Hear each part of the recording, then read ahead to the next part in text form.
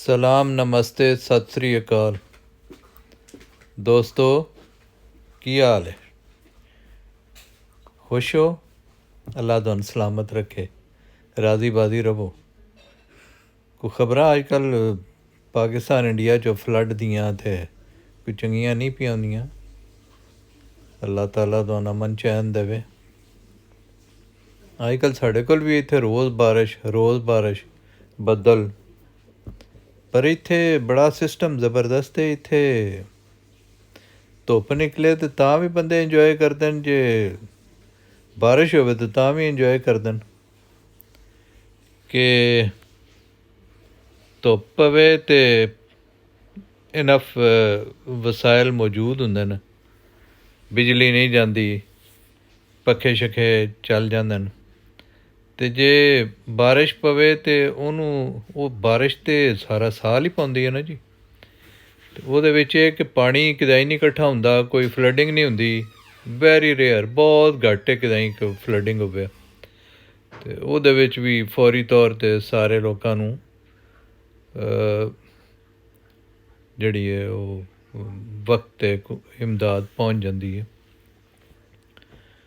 ਅਤੇ ਇੱਥੇ ਤਾਂ ਜਿਹੜਾ ਬਾਰਿਸ਼ ਦਾ ਪਾਣੀ ਜੇ ਇਹਦੇ ਨਾਲ ਹੀ ਸਾਰਾ ਸਿਸਟਮ, ਘਰਾਂ 'ਚ ਜਿਹੜਾ ਪਾਣੀ ਆਉਂਦਾ, ਜਿਹੜਾ ਟੈਪ ਵਾਟਰ ਆਉਂਦਾ, ਅਤੇ ਇਹ ਜਿੰਨੀ ਇਰੀਗੇਸ਼ਨ ਇਹ ਸਭ ਬਾਰਿਸ਼ ਦੇ ਪਾਣੀ ਨਾਲ ਹੀ ਹੁੰਦੀ ਹੈ।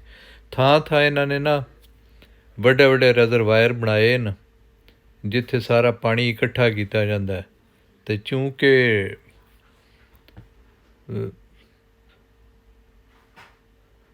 ਮਤਲਬ ਪਾਣੀ ਰੀਸਾਈਕਲ ਹੁੰਦਾ, ਜਿਹੜਾ ਘਰਾਂ ਦੇ ਵਿੱਚ ਵੀ ਪਾਣੀ ਆਉਂਦਾ, ਫਿਰ ਇੱਥੇ ਜਿਹੜਾ ਡਰੇਨ ਨਿਕਲਦਾ ਉਹਨੂੰ ਵੀ ਵਾਪਸ ਫਿਰ ਰਾਊਟ ਕਰਕੇ ਅਤੇ ਉੱਥੇ ਹੀ ਪਹੁੰਚਾਇਆ ਜਾਂਦਾ ਰਿਜ਼ਰਵਾਇਰਜ਼ ਵਿੱਚ।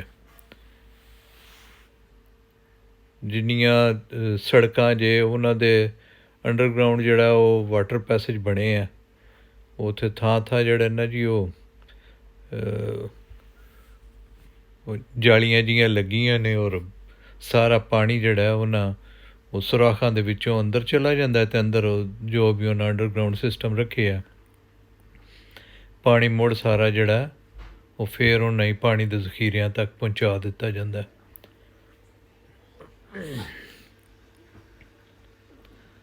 ਅਤੇ ਪਾਕਿਸਤਾਨ ਦੇ ਵਿੱਚ, ਇੰਡੀਆ ਵਿੱਚ ਤਾਂ ਕਾਫੀ ਡੈਮਜ਼ ਔਰ ਬੰਦ ਬਣ ਗਏ ਨੇ, ਅਤੇ ਪਾਕਿਸਤਾਨ ਦੇ ਵਿੱਚ ਜਿਹੜਾ ਉਹ ਡੈਮਾਂ ਦੀ ਸਖਤ ਜ਼ਰੂਰਤ ਹੈ, ਤਾਂ ਜੇ ਇਸ ਕਿਸਮ ਦੇ ਵਾਕਿਆਤ ਜਦੋਂ ਫਲੱਡਿੰਗ ਹੁੰਦੀ ਹੈ ਅਤੇ ਉਹ ਜਿਹੜੇ ਡੈਮ ਹੁੰਦੇ ਨੇ ਉਹ ਪਾਣੀ ਨੂੰ ਬਜਾਏ ਜ਼ਾਇਆ ਹੋਣ ਦੇ ਜਾਂ ਤਬਾਹੀ ਫੈਲਾਉਣ ਦੇ, ਉਹ ਫਿਰ ਉਹ ਡੈਮ ਜਿਹੜੇ ਨੇ ਉਹਨਾਂ ਦੇ ਪਾਣੀ ਇਕੱਠਾ ਹੋ ਜਾਂਦਾ।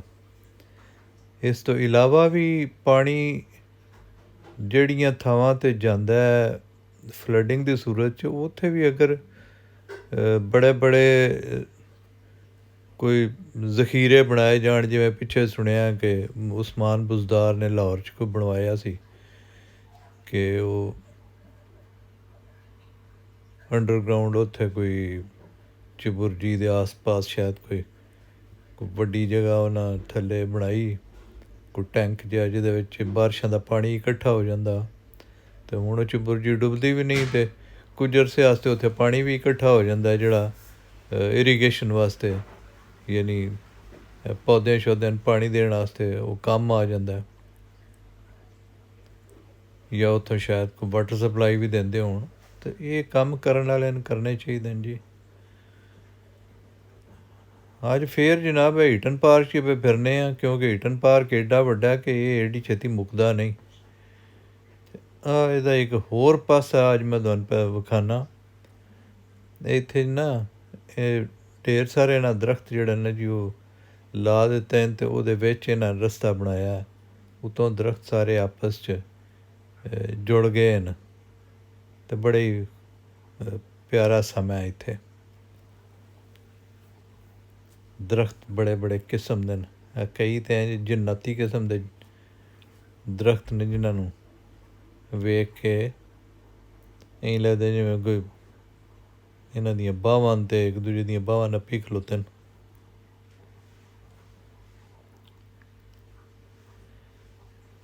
ਗਰੀਨਰੀ ਬੜੀ ਜਨਾਬ ਬਾਰਿਸ਼ ਦੀ ਵਜ੍ਹਾ ਤੋਂ ਫਿਰ ਉਹ ਜਿਹੜਾ ਸਬਜ਼ਾ ਹੁਣ ਬਾਗ, ਜਿਵੇਂ ਕਾਲੇ ਬਾਗ ਹੁੰਦੇ ਨੇ, ਇੰਝ ਦਾ ਸਬਜ਼ਾ ਹੋ ਗਿਆ।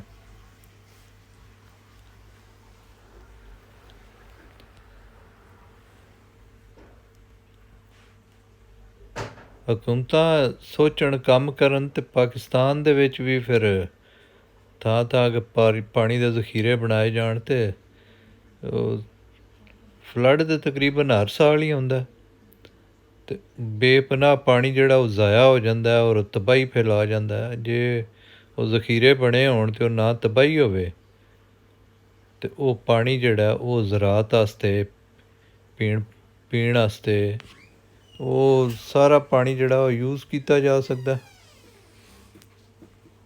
ਜੇ ਕੋਈ ਇਸ ਕੰਮ 'ਤੇ ਕੋਈ ਪੈਸਾ ਲਾਇਆ ਜੇ ਬਜਾਏ ਦੇ ਕੇ।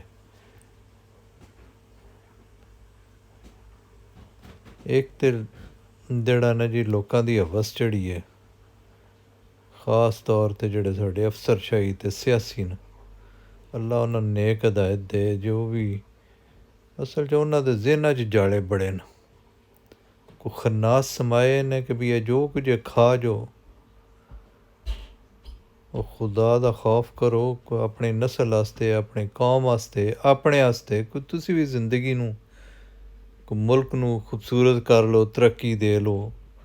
ਉੱਥੋਂ ਜੋ ਭੱਜਦੇ ਹੋ ਅਤੇ ਯੂਰਪ ਅਮਰੀਕਾ ਜਾਂਦੇ ਹੋ ਕਿ ਜੀ ਉੱਥੇ ਅਸੀਂ ਆਪਣੀ ਔਲਾਦ ਜਾ ਵਸਾਉਣੀ ਹੈ, ਉਹ ਤਾਂ ਉਸੇ ਆਪਣੇ ਮੁਲਕ ਨੂੰ ਹੀ ਓਡਾ ਚੰਗਾ ਕਰ ਲਓ, ਬਿਹਤਰ ਕਰ ਲਓ। ਜ਼ਰਈ ਮੁਲਕ ਹੈ, ਉਹਨੂੰ ਸੋਹਣਾ ਕਰ ਲਓ, ਖੂਬਸੂਰਤ ਕਰ ਲਓ।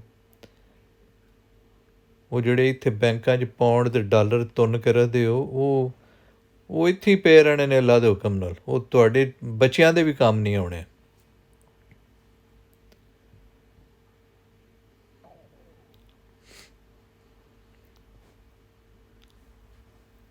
ਉਹ ਜਿਹੜੇ 7 ਨਸਲਾਂ ਵਾਸਤੇ ਜੋੜੇ ਜੇ ਨਾ, ਉਹ ਕਿਸੇ ਕੰਮ ਨਹੀਂ ਜੇ ਆਉਣੇ।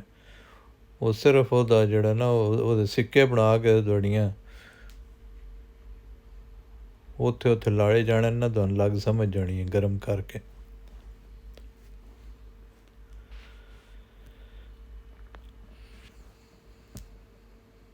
ਲਓ ਜੀ, ਇਹ ਜਿਹੜਾ ਨਾ ਜੀ, ਇਹ ਰਸਤਿਆਂ ਦਾ ਇੱਕ ਕ੍ਰਾਸ ਬਣਾਇਆ ਨੇ ਇਹਦੇ ਵਿੱਚ। ਅਸੀਂ ਜਿਸ ਰਸਤੇ ਦੇ ਇਸ ਜ਼ਖੀਰੇ, ਦਰਖਤਾਂ ਦੇ ਜ਼ਖੀਰੇ 'ਚ ਐਂਟਰ ਹੋਏ ਸਾਂ, ਹੁਣ ਅਸੀਂ ਉਹਦੇ ਜਿਹੜਾ ਇੱਕ ਤੀਸਰਾ ਰਸਤਾ ਉਸ ਤੋਂ ਬਾਹਰ ਪਏ ਹੁੰਦੇ ਹਾਂ।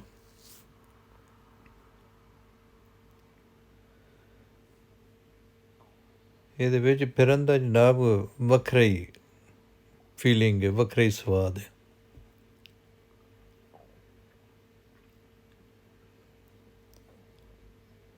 ਅੱਲਾ ਇਹ ਸਵਾਦ ਸਾਡੇ ਮੁਲਕ ਦੇ ਵਿੱਚ ਸਾਡੇ ਲੋਕਾਂ ਨੂੰ ਵੀ ਦੇ, ਔਰ ਉਹ ਵੀ ਫਿਤਰਤ ਨੂੰ ਇੰਜੋਏ ਕਰਨ, ਉਹਨਾਂ ਦੀਆਂ ਜ਼ਿੰਦਗੀਆਂ 'ਚ ਵੀ ਸਕੂਨ ਆਵੇ। ਅੱਲਾ ਸੋਹਣਾ ਸਾਰੇ ਇਨਸਾਨਾਂ 'ਤੇ ਰਹਿਮ ਕਰੇ।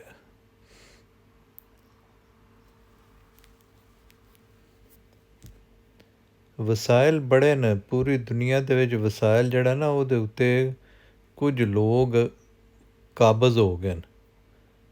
ਉਹ ਜਿਹੜੇ ਫਿਰੌਨ ਔਰ ਕਾਰੂਨ ਟਾਈਪ ਲੋਕ ਨੇ ਨਾ ਜੀ, ਉਹ ਕਾਬਜ਼ ਹੋ ਗਏ ਨੇ। ਅਤੇ ਉਹ ਸਾਰੇ ਜਿਹੜੇ ਨਾ ਉਹ ਰੱਬ ਕੁਰਾਨ 'ਚ ਫਰਮਾਉਂਦਾ ਹੈ ਨਾ ਕਿ ਅਗਰ ਇੱਕ ਬੰਦੇ ਨੂੰ ਮੈਂ ਸੋਨੇ ਦੀਆਂ 2 ਵਾਦੀਆਂ ਦੇ ਦਾਂ ਅਤੇ ਉਹ ਤੀਸਰੇ ਦੀ ਹਵਸ ਕਰਨ ਲੱਗ ਪੈਂਦਾ। ਇਨਸਾਨ ਹੈ ਹੀ ਬੜਾ ਥੁੜ ਦਿਲਾ ਅਤੇ ਬੜਾ ਲਾਲਚੀ। ਅਤੇ ਇਹ ਜਿਹੜੀਆਂ ਬਿਮਾਰੀਆਂ ਜਿਨ੍ਹਾਂ ਲਾਲਚ, ਹਸਦ ਅਤੇ ਖੌਫ, ਇਹ ਬੜੀਆਂ ਬੁਰੀਆਂ ਸ਼ਈਆਂ ਨੇ। ਇਹਨਾਂ ਨੇ ਪੂਰੀ ਦੁਨੀਆ ਉੱਤੇ ਫਸਾਦ ਪਾਏ ਆ। ਇਹਨਾਂ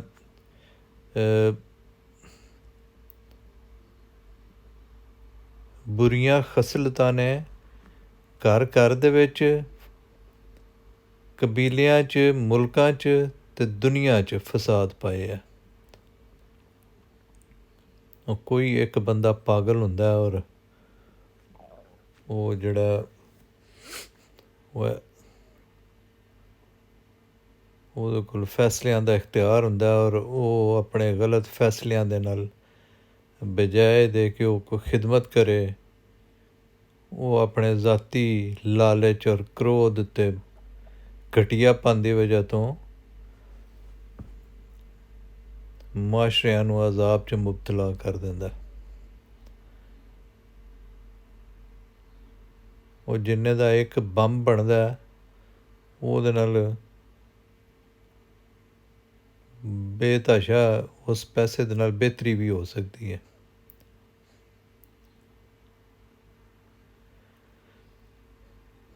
ਲੇਕਿਨ ਉਹ ਬੰਬ ਬਣਾਉਣ ਦੇ ਪਿੱਛੇ ਕੋਈ ਵੱਡੀ ਕੰਪਨੀ ਹੁੰਦੀ ਹੈ, ਪ੍ਰੋਫਿਟ ਹੁੰਦਾ।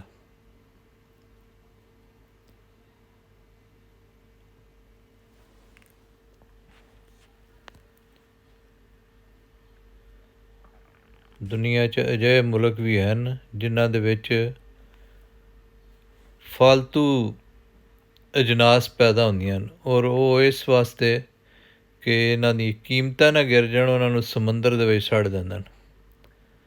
ਉਹ ਜਿਹੜੀਆਂ ਕੰਪਨੀਆਂ ਨੇ ਉਹ ਕੀਮਤਾਂ ਆਪਣੀਆਂ ਅੱਪ ਰੱਖਣ ਵਾਸਤੇ ਉਹ ਜ਼ਾਇਆ ਕਰ ਦਿੰਦੀਆਂ ਹਨ।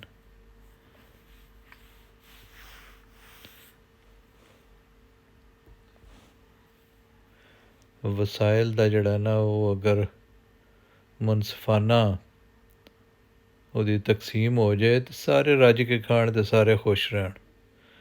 ਪਰ ਕੁਝ ਲੋਕਾਂ ਨੂੰ ਖੁਸ਼ੀ ਤਾਂ ਮਿਲਦੀ ਹੈ ਜੇ ਉਹਨਾਂ ਦੇ ਆਸ ਪਾਸ ਦੁਖੀ ਲੋਕ ਹੋਣ। ਆਹ ਵੇਖੋ ਜਨਾਬ, ਬੰਚ ਆਫ ਫਲਾਵਰਸ, ਬੜੇ ਸੋਹਣੇ ਫੁੱਲ ਨੇ।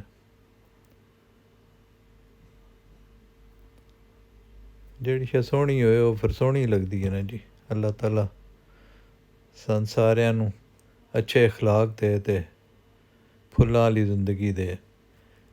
ਲਓ ਜਨਾਬ, ਰਾਜ਼ੀ ਰਵੋ, ਖੁਸ਼ ਰਵੋ, ਸ਼ਾਦ ਆਬਾਦ ਰਵੋ, ਰੱਬ ਰਾਖਾ। ਅਤੇ ਇਹ ਜਨਾਬ ਟੱਲੀ ਘੁੱਟਦੇ ਹੋਏ ਦੀ।